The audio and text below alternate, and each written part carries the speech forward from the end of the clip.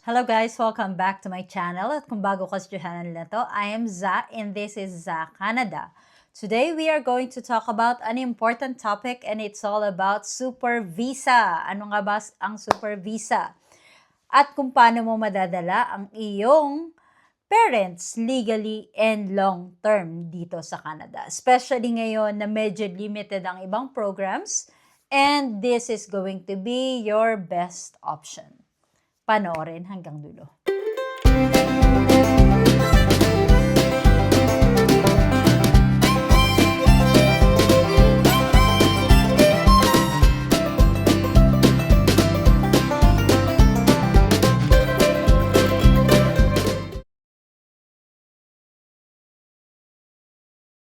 Alright. Well, thank you so much for subscribing into my channel. At kung hindi pa, mag-subscribe na kayo. And in my channel, I talk about Canada immigration update, temporary foreign workers in Canada, and life updates. So, yun. Quick explanation. Ano nga ba ang Super Visa?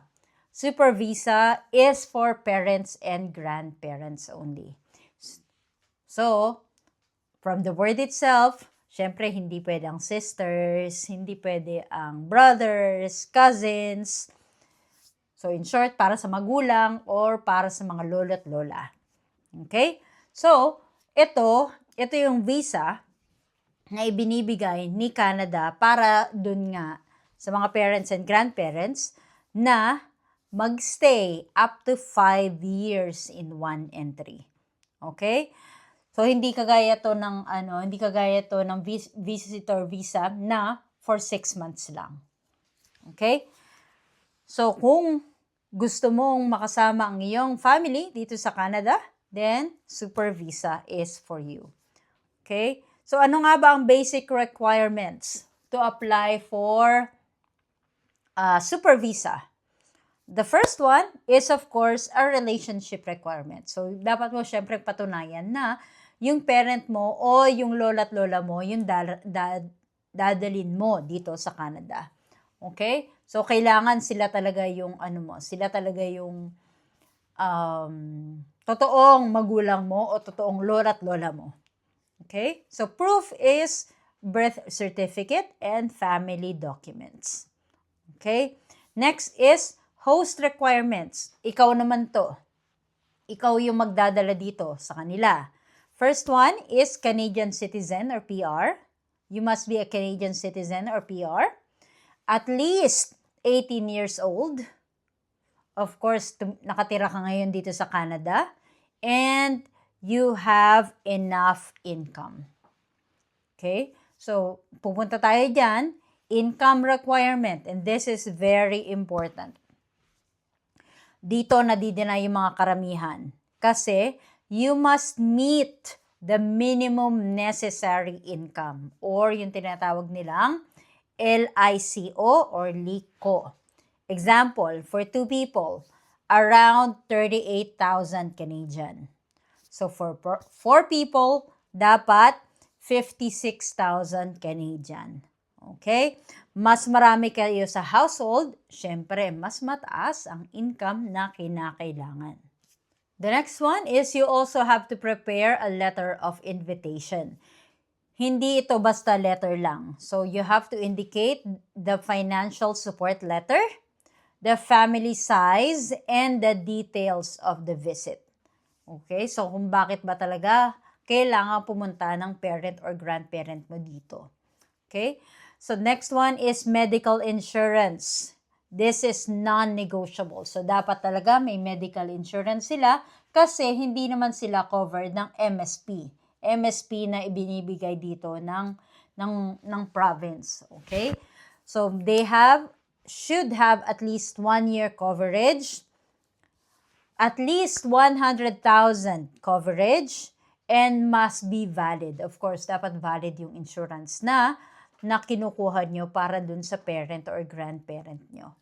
Okay? And importante yan kasi I have been,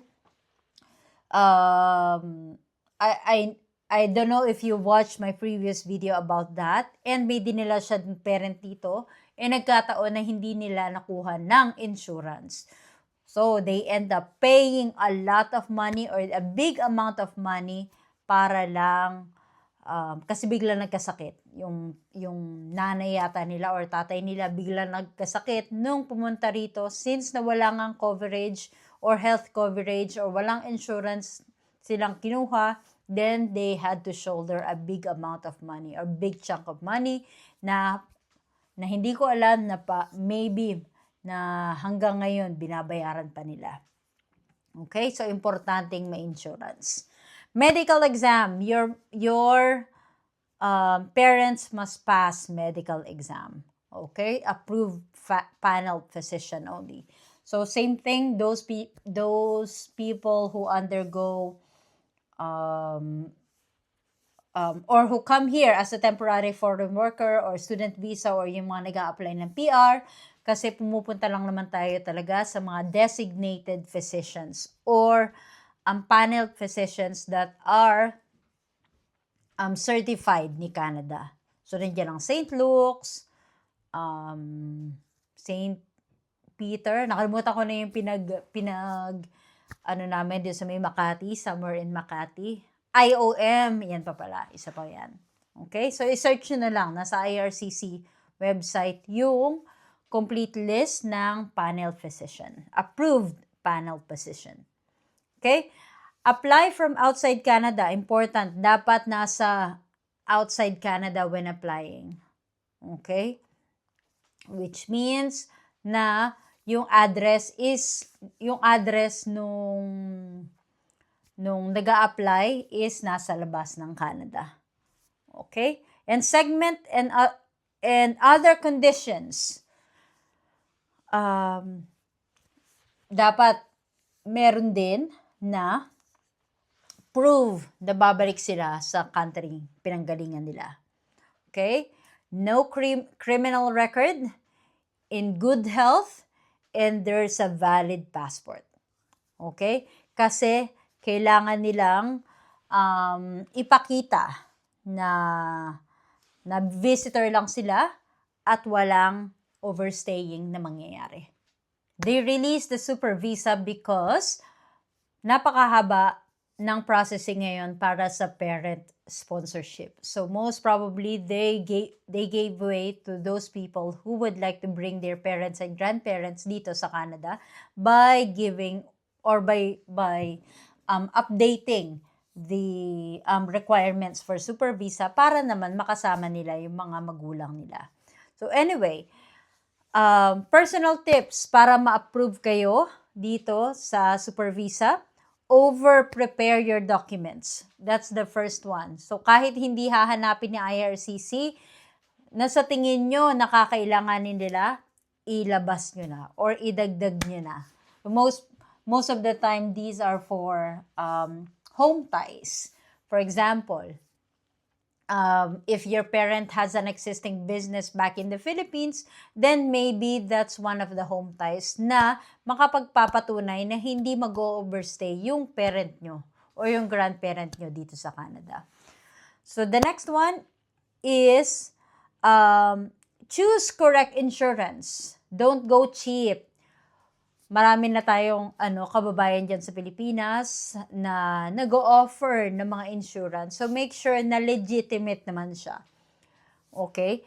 And as far as I know, sa Facebook group pa lang, marami na dyan na nag-aalok ng mga insurance. But, of course, again, practice your due diligence kasi hindi naman natin alam kung legitimate or hindi ba yung ino-offer nila. Okay? And next one is clean application. Make sure there's no missing documents. Kasi kapag may missing documents, naku po, babalik na naman kayo sa square one. Okay? Ibig sabihin, babalik na naman kayo, mag-a-apply na naman kayo, maghihintay na naman kayo. And the wait for IRCC is not easy. Mahirap mag-intay. Okay? So, yun. And again, if you don't know what to do with your application or if you cannot do it yourself, you can always contact a legal immigration lawyer or an immigration lawyer or an RCIC officer who could help you with regard to your application. Kasi mas alam nila yung detalye nung application mismo at kung ano pa yung makakatulong para mapadali or ma-approve yung application. Okay? So, ayun. So, that should be your complete guide for Super Visa 2026. I-comment nyo nga dyan kung may PR or Canadian dito na gustong madala ang magulang nila or nadala na yung magulang nila. Let me know in the comment section if there's anything that I missed. Okay? So, like and subscribe and share para dun sa mga gustong madala ay magulang nila dito sa Canada. And that should be it. Thank you so much. Thank you for watching. At laging tatandaan, hindi kailangan maraming pera, basta may peace of mind. Until next time. Bye-bye.